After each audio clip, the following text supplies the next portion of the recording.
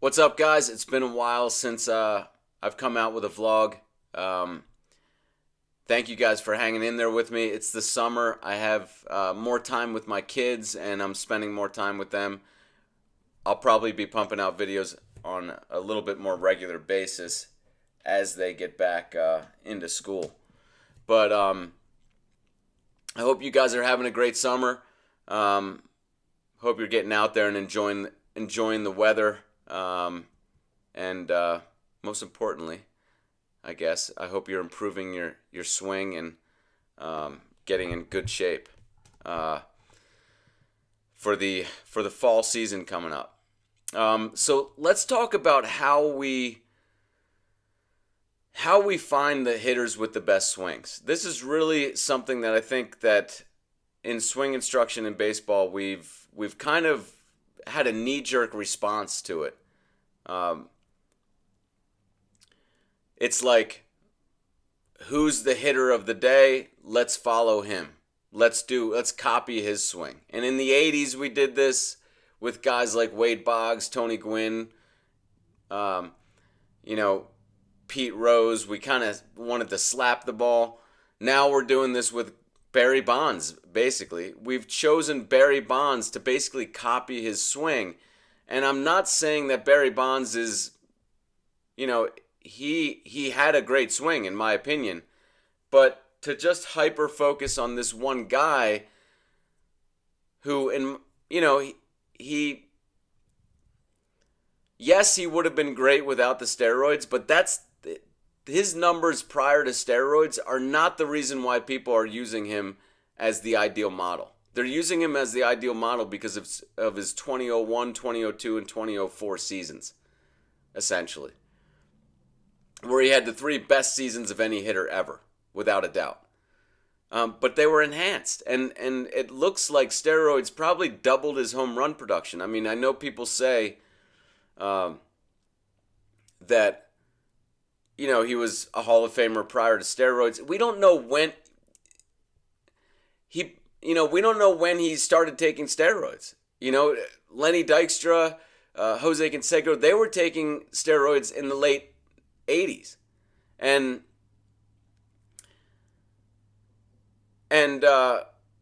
Bonds was in competition with these guys, at least with Lenny Dykstra for sure, for the MVP.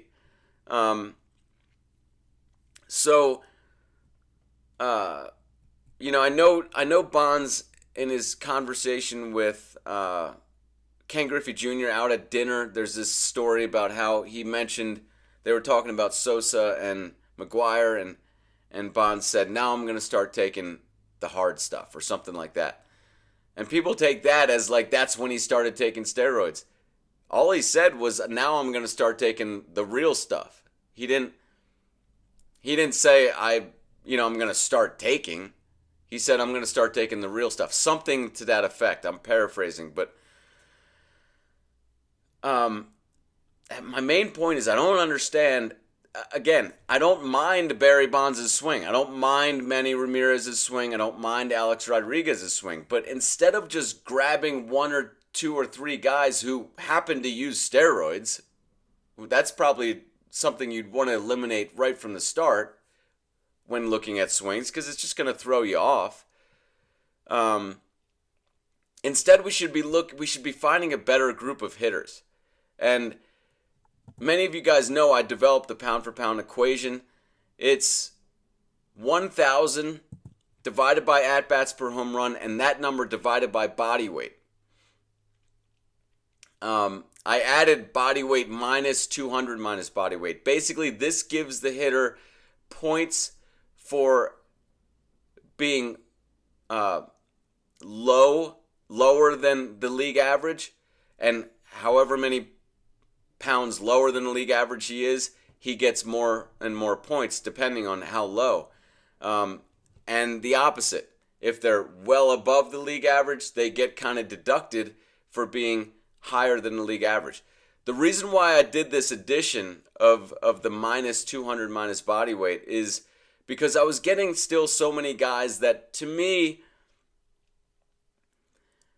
again, not that they're bad swings. I like Mark McGwire's swing. I like Barry Bonds' swing. But I really wanted to give more, shine more light on these guys who did it with less body mass. And so that's what that equation, that's what this equation sets out to accomplish. And I believe it's the best way that I know of to at least find the guys who most likely had the best swings. If you guys know of a better equation out there, if you know of a better formula, I've had guys tell me that it's not the best formula because it's based too much on home runs and not consistency. But I don't want the guys who are good at bunting. I don't want the guys who are good at running fast. I want the guys who consistently hit the most home runs per pound of body weight. And if you want to turn up the dial on consistency, I think that that's possible through other means. There's no evidence that just because you have a lot of power, then you necessarily have to be low in consistency. Ted Williams showed us this. Babe Ruth showed us this. Hank Aaron showed us this. To some degree, Ken Griffey Jr. showed us this. You can have high amounts of consistency and power. And to me, what the quintessential piece, the piece that really is hard to get for most people, is the power. So get that first through a change of your mechanics. And, you can always kind of work on your hand-eye coordination, your pitch recognition, maybe study pitchers a little bit more to increase that consistency side. When you look at the guys in the top of the pound-for-pound list, the correlation that strikes me as interesting is how many of them were dominant in their lead arms. Now, I've been kind of misunderstood the past few years. People think that when I say lead arm dominance is what you want, that I'm meaning that you want to exert your lead arm more, you want to, utilize it more, make it stronger. That's not really it. Yes, I want to feel the energy wave move more through my lead side so I get a little bit more stretch in that front shoulder and upper back. But the main thing is I want to disable the back arm from exerting in the wrong way. And the wrong way of exerting is flipping. Is the back arm wants to do a flip through contact. And the reason why there's a correlation of lead arm dominance to the great pound-for-pound hitters is because my interpretation of it is because they were less likely to flip through contact because their back arm was just not coordinated. It's a coordinated back arm that wants to flip. If you can write, if you can throw with your back arm, it's really coordinated, especially the writing component. I think writing is probably the most demanding coordination-wise on our hands than anything. And if you can write with your arm and you place it in the back, when you're swinging, it's going to want to most likely flip. It just wants to get over involved in the swing, and for some reason, as humans, we have this tendency to want to flip with the back arm. But if your back arm is not dominant, and you can feel this, just turn around on your weak side, put your back arm as your non-dominant arm, and you can feel, most of you guys can turn around and swing lefty and feel this non-flipping action through contact. Your left hand, if you're right-handed, most likely doesn't want to flip through contact. So many of you have immediately better feeling through contact if you just switch to the other side. This fascination with steroid users, I mean, people say like it doesn't help you hit, and they just kind of brush it off as you're not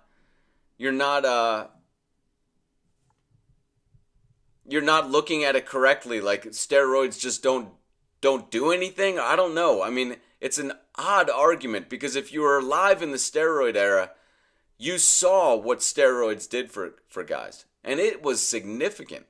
I mean, it doubled, even tripled some guys' home run production. Here's a natural bodybuilder on the left, a champion natural bodybuilder compared to a champion enhanced bodybuilder. You can see the difference is very significant. Now, people say, well, if you just walk into a gym and get a really muscle-bound guy, he's not necessarily going to be able to hit well. That's turning the whole argument on its head. That's not the same argument. We're talking about guys who can already put the bat on the baseball, and if you enhance those guys, if you add 40 to 50 pounds of muscle on those guys, the balls that were formerly being caught or maybe reaching the warning track or maybe bouncing off the wall, they're leaving the yard. That's significant.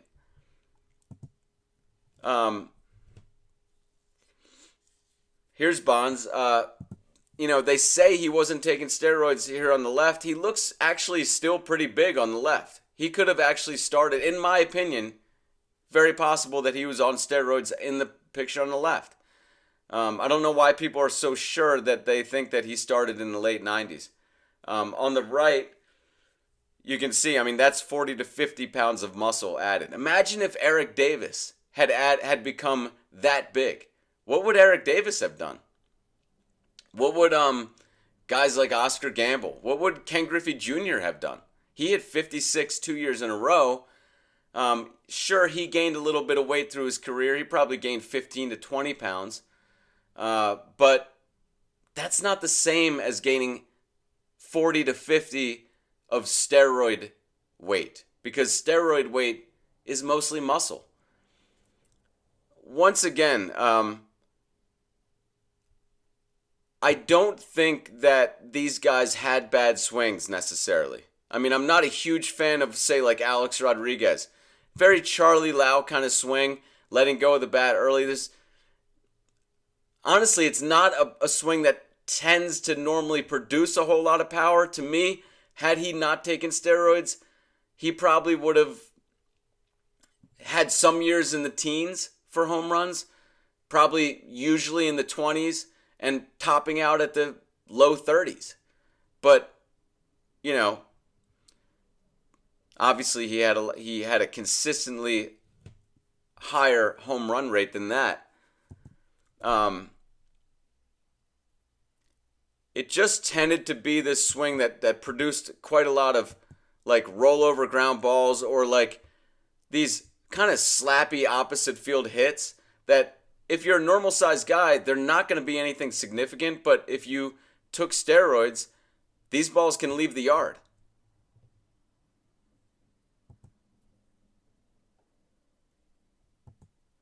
There you go again. It's kind of this Charlie Lau, like throw the hands out at the ball and kind of flip over through contact.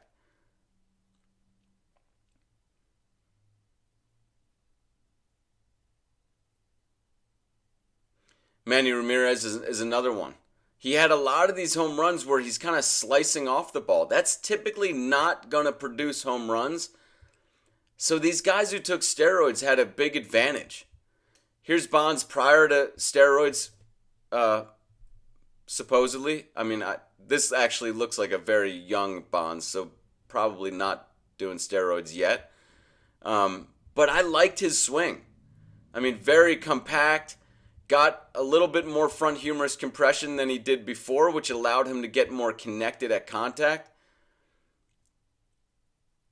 And then here he is, obviously having gained 40 or 50 pounds.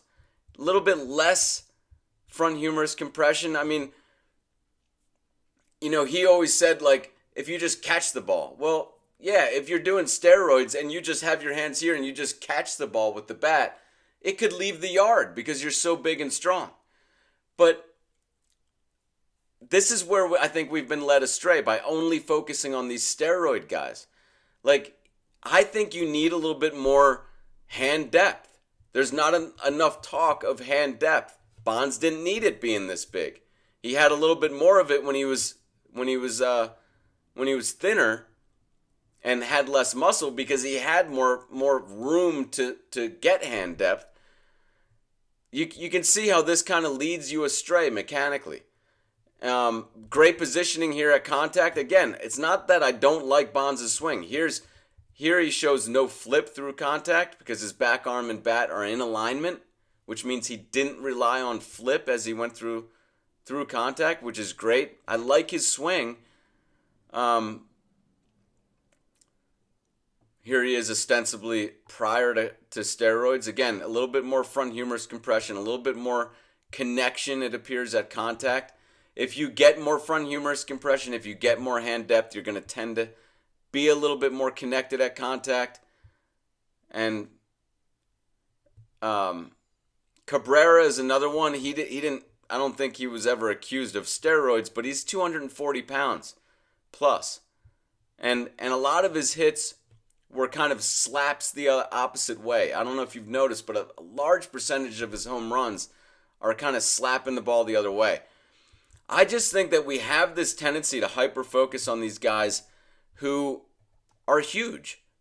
You know, that's the point of the pound-for-pound equation. We gotta go the other route. I mean, it's funny to me that the one guy that we tend to hyper-focus on in swing instruction is the one guy who gained the most weight taking steroids. To me, we got to go in the opposite direction. I would actually eliminate these guys from your list because it's just, that's exactly what you want to do when looking for great mechanics. You want to take away the muscle. Take that away as much as you can. If you're gaining 40 to 50 pounds of steroid weight, which is primarily muscle, that's not even like a regular person gaining 40 or 50 pounds. You know? Most of that weight is muscle, which means it's going to produce way more speed. And people don't factor in that these guys who gained 40 or 50 pounds, they not only gained more speed, but they also gained more weight behind the hit. And that is significant because force equals mass times acceleration. So they're not only increasing the speed component, but they're increasing the mass component. And it makes the ball behave completely differently. Another side of that is muscle mass is important. Build muscle for sure. Build muscle in a way that doesn't get you injured for sure. Because we've seen how much each pound of muscle mass can help. But when it comes to finding the best swings, I don't think that focusing on these heavy guys is a smart thing. Here is what I want to go through some hitters that are on the pound for pound list, and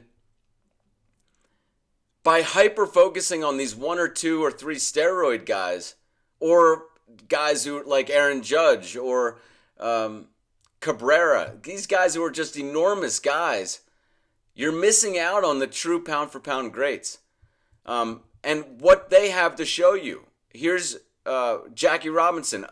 He's in the top 1,000 great pound for pound hitters. He's number 775. Not way up there, but still on the list, which is, impressive. But he also had a high batting average, which I know a lot of people like out there. And he did it in a way that was completely different. And this is what I'm saying. We're kind of missing out on really finding the key patterns among all the best pound for pound hitters, not just a small segment of them that happen to take steroids. And what he shows us is, wow, you don't need a whole lot of bat lag at the start of the forward swing. You can kind of cast the bat out. What he does is cast the bat out, gets a lot of hand depth. He's feeling his hands way behind him here, back more towards the direction of behind his back shoulder here. So he's getting some more front humerus compression, then gets a lot of front humerus compression as he starts forward, and then kind of thrusts his body into the hit. So he's using kind of different. Today we're very wrist focused. We want to snap the barrel back and we're very wristy, hanging back on our back leg, using a lot of wrist. Guys like Jackie Robinson, guys like Hank Aaron, thrusted their body into the hit more and got power that way. Here's a home run by Jackie Robinson. That's how you pimped a home run back in the 50s or whenever that was. Here's Gary Gaetti. This is a guy who I totally missed in the 80s. I honestly thought he was an average player. I knew of him. No, he was a great, very prolific home run hitter, especially for his size. Gary Gaetti is number 139 on the pound-for-pound list. What I want to focus on with these pound-for-pound greats is notice how the back arm is contributing, but it's not flipping. And how can you see that the back arm is not flipping? You can see it because the rollover of the wrists happens along the life of the swing. It doesn't come here, flip, and then the swing finishes. It slowly rolls over from the beginning to the end. This is why I do like that drill that they do in modern instruction where they try to keep the back arm hand palm facing the sky for as long as possible. You guys know that drill. I'm sure you've seen it. That's not the way I would approach it, but that tells me that they are kind of getting close to what's needed. Instead, I think that you should just figure out what your flip move is. Figure that out. Really spend time trying to feel, what do you like to do through contact? How do you like to flip? What does that feel like? For me, it's very tense here. I'm pushing out. It's kind of an arm and hand movement for me. I'm pushing out with the back arm as well as kind of pushing the pad of my thumb almost towards the contact, and then making I want to almost make contact with the bat not square. It's like hanging back. This is just what I want to do, but I have to fight that tendency. And the way you fight that tendency is, now that you've figured out what muscles engage in your flip action, now just disable them. Pretend that you can't flex them, you can't exert them anymore, and go through a swing keeping them just loose. You can use your arm, you can use your shoulder, you can use anything else. Don't engage the muscles that are used when flipping. And you'll see what happens is you have this kind of release, or basically a release of the wrist during the life of the movement. So it's like your wrist finish releasing at the same time that your arm finishes swinging around you. And here you can see that in these pound for pound greats, because their back arm and bat are in alignment well into the finish of the swing. Here's another look at Gaetti from the side. Again, I love his action. A great action for righties to copy.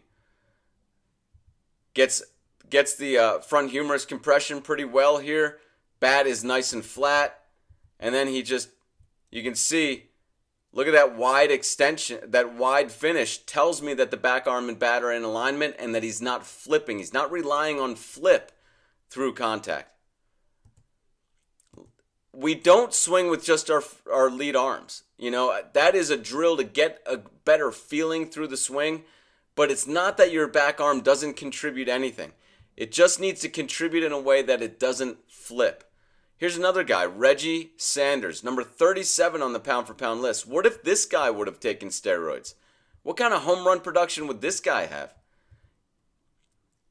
I'm not against the steroid guys. I'm not. People think that I'm just hating on these steroid guys. I think it's a red herring to just hyper focus on these guys. Had they not taken steroids, they would have been level or below many guys during this era.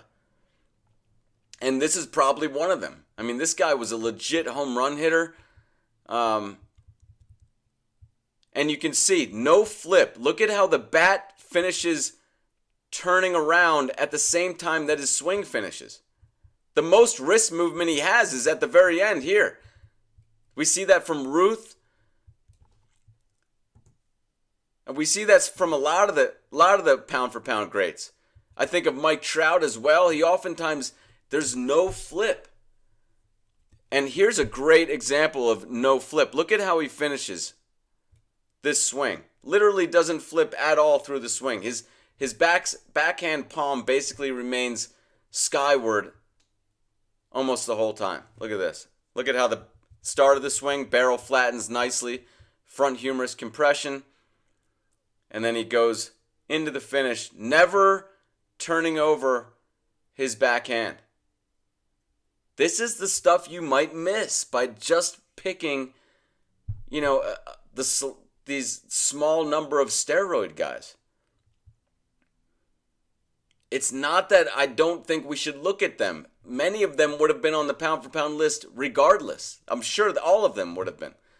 But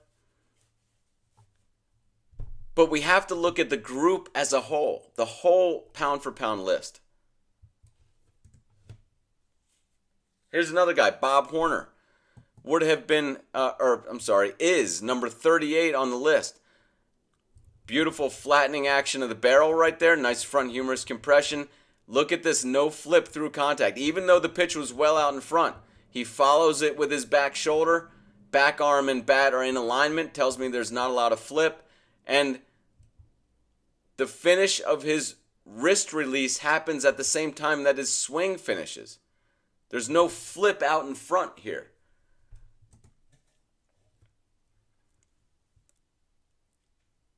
There he is again. That's a very Ruth-like swing.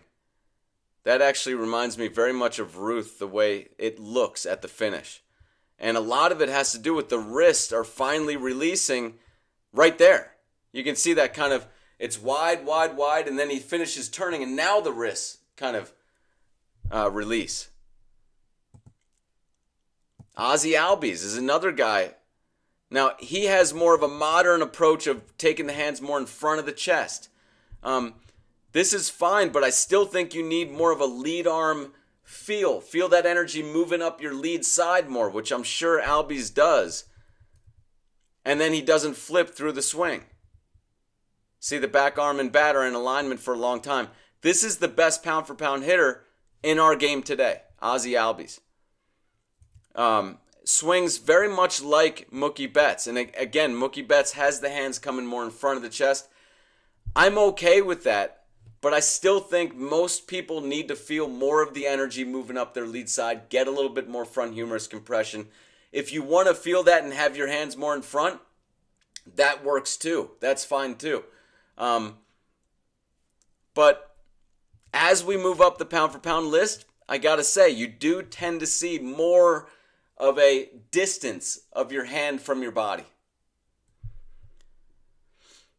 But this clearly works too. We know that because there are a lot of guys who can be very successful keeping their hands more in front at the start of the forward swing. Here's another guy who's a pound for pound great.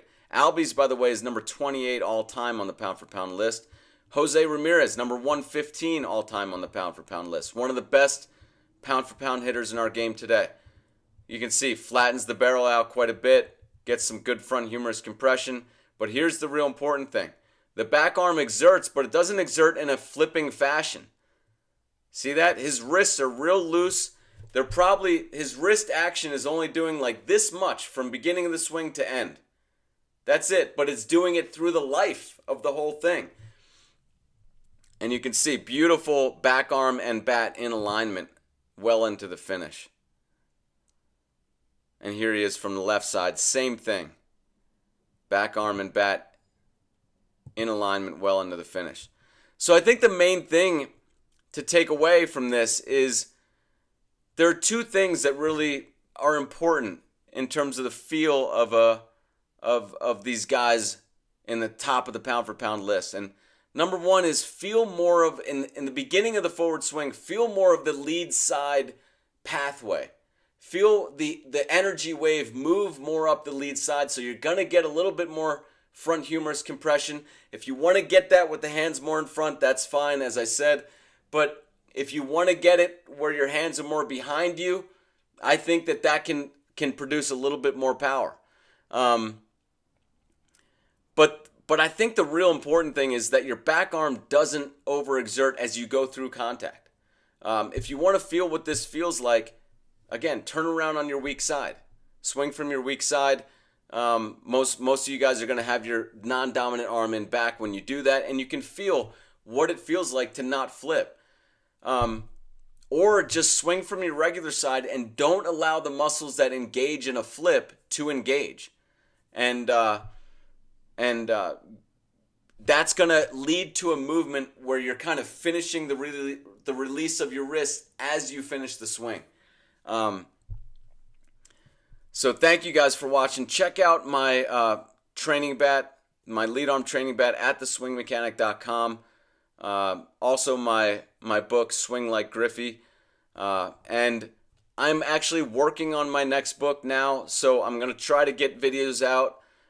But my next book is going to talk more about the back arm as well. I know we've talked a lot about what the lead side should feel and that the back side should kind of not exert.